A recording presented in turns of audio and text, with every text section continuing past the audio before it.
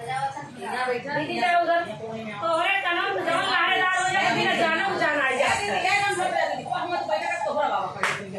चमका दबाओ हमारा कपाट आवत ना तुम्हारा ना ए बहनी इधर कपाट आवत उधर ऐसे आवत है। कैसा पागल हो जाता है कैसे गोली रिपोर्ट है गाना काट काट डाला लोग यार मोबाइल चालू है गाना काट काट डाला।